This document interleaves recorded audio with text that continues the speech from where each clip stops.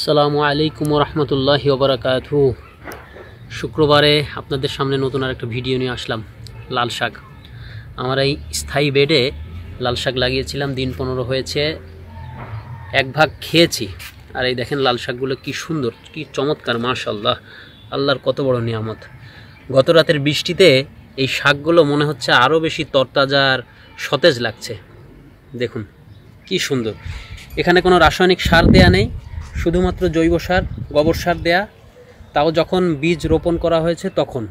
এই দেখুন, এই বেডের একটা অংশে আমার পুরোটাই লাল শাক। এই যে কত সুন্দর, মাশাআল্লাহ। গত 3-4 বছর ধরে আমি শাক কিনে খাই না, লাল শাক বলেন, সবুজ শাক বলেন, ডাঁটা শাক অল্প অল্প কিনি, ডাঁটা শাকও লাগাই।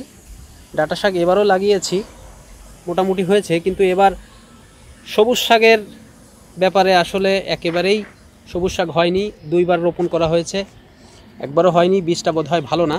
তবে আপনারা যখন বীজ সংগ্রহ করবেন অবশ্যই অথেন্টিক জায়গা থেকে বীজ সংগ্রহ করবেন। আর এই গাছটা হচ্ছে, এটা কোনো শাক না, এটা হচ্ছে হাতিসুরের গাছ। এই গাছটা একটা ঔষধি গাছ, এখানে হয়েছে, এটা আমি রেখেছি। এই গাছটা বিশেষ করে যাদের চুলকানি হয়, এই গাছের পাতা এবং কাঁচা হলুদ যদি আপনারা নিয়মিত 7 দিন বেটে লাগাতে পারেন, যেখানে চুলকনি হয়েছে সেখানে আশা করা যায় অনেক বেশি ভালো ফল পাওয়া যাবে।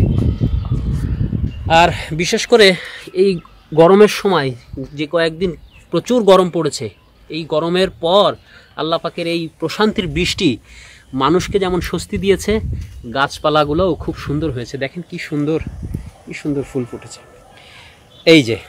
এই যে হচ্ছে আমার ডাঁটা শাক। ডাঁটা শাকগুলো দেখেন কি সুন্দর লক লক করছে। ডাঁটা শাকও তুলে তুলে খেয়েছি ছোট ছোট অবস্থায়, মাশাআল্লাহ, সুবহানাল্লাহ। এই দেখেন এই পাশে ডাঁটা শাকগুলো বড় হয়ে গিয়েছে, চমৎকার। আসলে ছাদে কিংবা টবে কোনো কিছু যখন রোপণ করা হয়, তা থেকে যখন ফল পাওয়া যায় তখন খুবই ভালো লাগে, মনটা প্রফুল্ল হয়ে যায়। দেখেন কি সুন্দর লাগছে, মনে হচ্ছে কাঁচাই খেয়ে ফেলি, এমন একটা অবস্থা। তো আপনাদের যাদের সুযোগ আছে, যাদের জায়গা আছে, তারা জায়গাগুলো ফেলে না রেখে ইনশাল্লাহ এই প্রকৃতির সাথে মিলেমিশে থাকার জন্য অন্তত কিছু চাষবাস করবেন। পুরো চাহিদা না মিটলেও বাজার থেকে কিনে খেলেও যখন এই নিচের উৎপাদিত জায়গা থেকে কিছু একটা খাবেন, সেটাই ভালো লাগবে। তো সবাই ভালো থাকবেন ইনশাল্লাহ, আল্লাহ পাক সবাইকে সুস্থ রাখুক। এরপরে আবার একটি নতুন ভিডিও নিয়ে আপনাদের সামনে হাজির হব। ততক্ষণ পর্যন্ত আল্লাহ পাক আপনাদের সুস্থ রাখুক। আসসালামু আলাইকুম ওয়া রাহমাতুল্লাহি ওয়া বারাকাতুহু।